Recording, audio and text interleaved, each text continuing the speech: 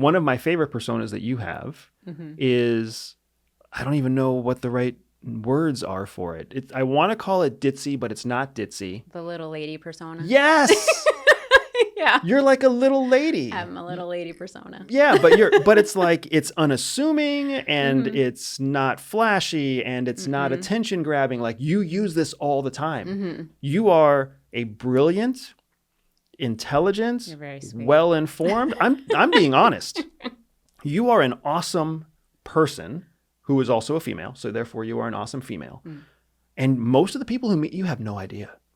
Most of the parties you go to, the public settings, like I've seen you interact with billionaire clients that we have. I've seen you interact with foreign intelligence officers. I've seen you interact with so many people, and the little lady persona where you just smile nice and you say nice things and you don't ever talk about yourself. Yeah. So I find I call it the little lady persona, but I think anybody of any gender could use something similar. It's the persona where you come in very non-threatening, right? It's the non-threatening persona where you come in and you stay quiet about yourself. You ask gentle questions about somebody else, not probing, confrontational questions, but just gentle questions, easing in like about their family or about little things, and then moving into deeper questions as they become more comfortable with you. You listen more than you speak. Yep. You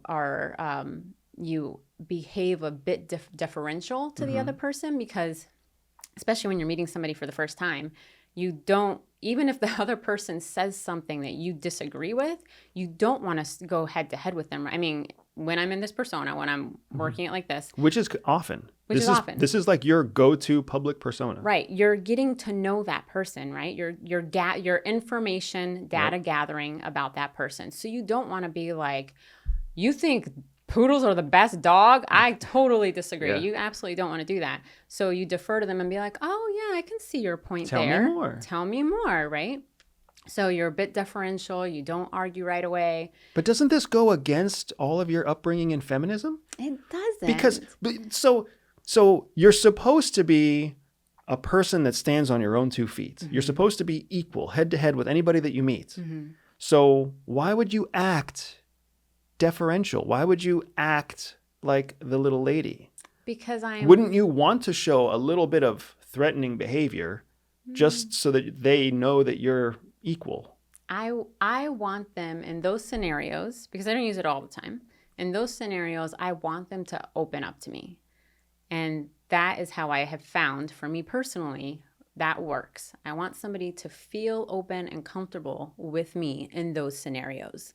I think it's in line with I don't think it goes against feminism, because I'm not, I have my core beliefs about equality and equity, and those would come into play. Like, it's not like, if I am really, if I'm advocating for the rights to do something, that I would have that persona on. I'd have a different persona on, right? And me having one interaction with an individual, right in the beginning of the relationship that we're building, I don't think it damages, right? I think it would be more damaging for me to come in with like a hardcore persona of like, it's so nice to meet you. I'm a threat. I burn bras. I'll burn one on your front porch.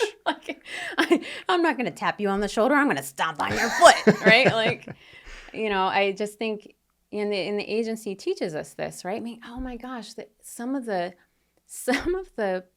people that spies recruit are horrible people, right?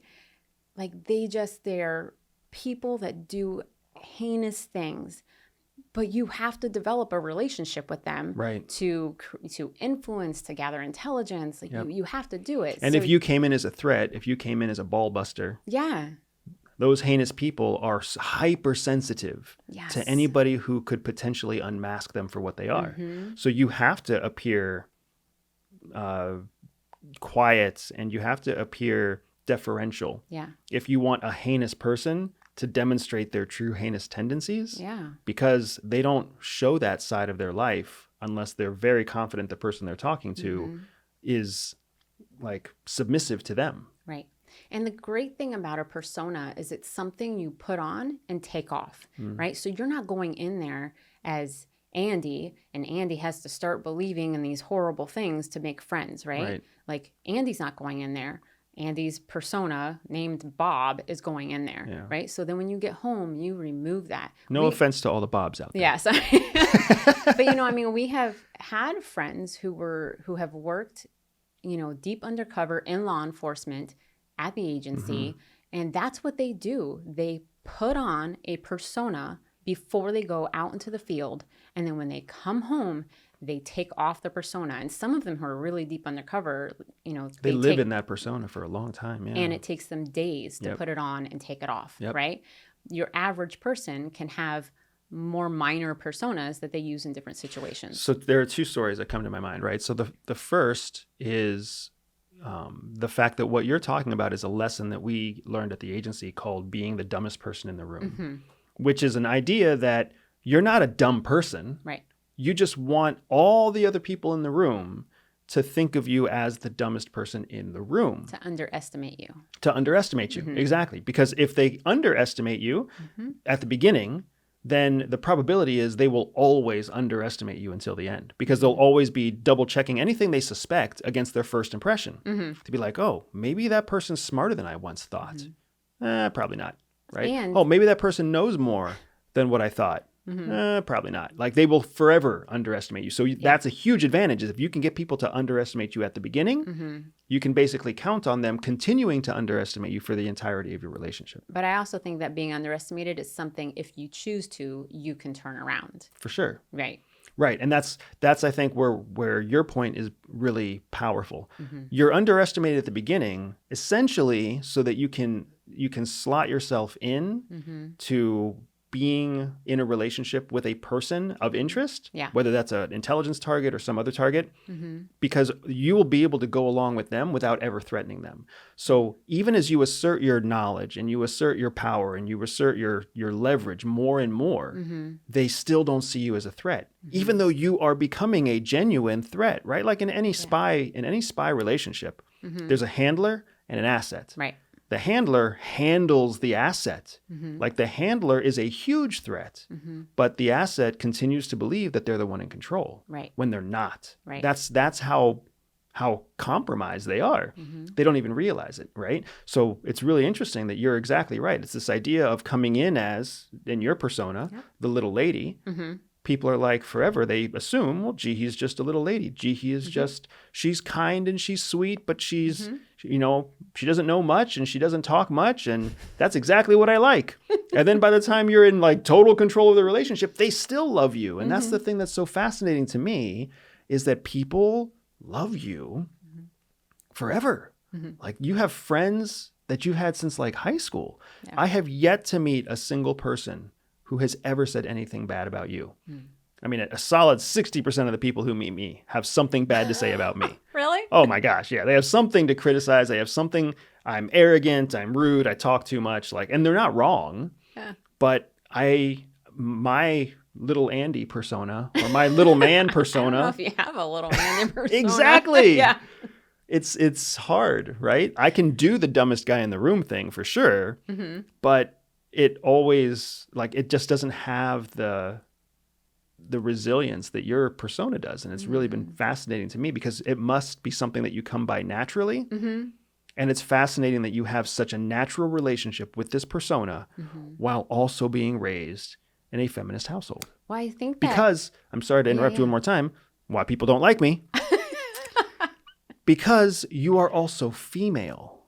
So you're a female using the little lady persona, which is essentially a sexist idea that people have against women anyways. So you're using kind of inherent sexism to get what you want.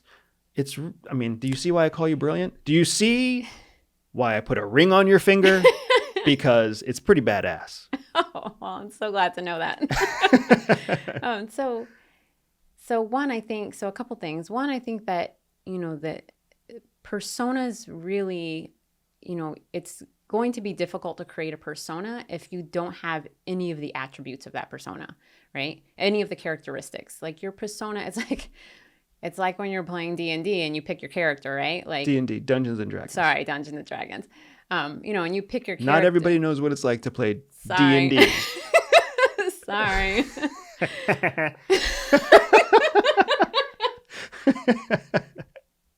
But anyways, when you pick your character, it's like picking your persona. You are choosing things, there's at least one small part of it that you relate to, right? That is a part of your personality. Maybe it's not dominant, but it makes it easier for you to play that character, to use that persona. The other thing is, you know, because I am a feminist in my heart, right? And I know that it's, you know, when I use the little lady persona, I know I am playing on, depending on who it is, right? But that in some situations, I am dealing with, you know, a person who is sexist, you know, male or female, right? A person, because it can go both ways. And we're all a little bit sexist. Right. Because all of us have been conditioned in some way to have a relationship with the opposite sex. Right. So we've all got varying levels of like preconditioned sexism. Right. Prejudgments and, you know, concepts. So, you know, I know that the little lady persona can play on those, but the feminist in me is like, you know, in this half-hour interaction, I am not going to change this person's mind on how women should be, on how men should be, how the relationship should be, and gender roles. I'm not gonna. This isn't the time or the place, and me doing this so I can get to know them better, right? So I can build an open relationship with them. Like, it's not hurting anything. So let me ask you this: we have an intel peer, who was part of an Eastern European intelligence agency, and she is another brilliant, beautiful female spy. Yeah. Right? And we've worked with her. We know her well. We're friends with her. She has a completely different point of view on this than you do, because she doesn't have a little lady persona. Yeah. She has like the sultry lady persona. Yeah. Like she actively leans into her beauty and her, you know, her dark eyes and her curvy body and like she absolutely presents it all. Yes. Again, as a way of like disarming. It's very disarming. Even for women, even for me. Yes. Right? It's very disarming. So she disarms both men and women by being hyper feminine. Yes. You disarm both men and women by being a little lady, like not being hyper feminine, but being like hyper deferential. Yeah. Is this an example of two people using the same tool two different ways? Or is there like help me understand, help me find the words I can't use because I'm afraid of pissing off women. Yeah. So I think, you know, like we were saying before, you know, the personas that people use come from something that's natural within them. So she is naturally, I think from what I know of her, like she is naturally beautiful visually, but she is also naturally feminine. And that comes across really well. So I think it doesn't seem artificial. Right. It's not artificial. She's not trying to be feminine. She is naturally feminine. So her persona just kind of dials that up and to make it more disarming. Right. And it's funny because I think when we call it disarming, what we're really saying is it's very attractive. Men find her feminism like comforting and predictable, which is probably why she loves it, because she can anticipate the motive, the moods, the decisions and the thought process of every man around her. Yeah. Because she's this very classic feminine woman. And then women also are attracted to her femininity because in it they see the classic femininity of the past, right? They either see a reflection of, depending on the woman, they see a reflection of themselves, they see something that they could be, or they see something that they want to be. That's true. And all of those things help you as a woman relate to her. Yep. And then when she speaks to you, she's not like a conceited hottie. Right. She is feminine. Yep. So when she speaks to you, it's soft, it's open, it's inviting, right? It's not just the way she looks, it's her mannerisms and the words that she uses, right? It's you feel supported by her when you have a conversation with her. You feel like she's listening to you. Yeah, it's really interesting because I feel like what we're talking about is kind of getting into the realm of what in military terms we call hard power and soft power. Yes. Because when men interact with other men, especially traditional stereotypical men, Right. it's like we have to be hard. It's about power and strength and like... Who has the biggest stick? Yeah, right? I said stick, by the way. Just gonna put that out there. But for real, no, you're not lying. There is an element of like, in order for me to respect you, I have to push you around and you have to push me back. Right. That's all hard power. That's very much like saber rattling in the geopolitical world, Yes. or you build a nuclear bomb, I build a nuclear bomb. Yes. You have a stealth fighter, I have a stealth fighter. Hard power versus soft power, Yeah. which is what you're explaining with yourself and with this other female spy that we work with, and with a number of, I'm guessing, like intelligent females of all varieties. They've probably all figured this out, this thing that I am just now coming to realize. Yeah. That you can be non-threatening and you can be disarming in a soft way. Right. But that doesn't make you a soft person. Right. And so, like, geopolitically, that looks like building infrastructure in another country. Foreign aid. Education. Exactly. Yeah. That's all soft power, and it's really powerful. Right. Because that is how you actually build the roots of a relationship, right? Hard power, it's just a bunch of threatening, and you can lose your spot at any time. But soft power lasts. If you like this short clip, make sure you click here to see the next clip, or here to see the full podcast episode.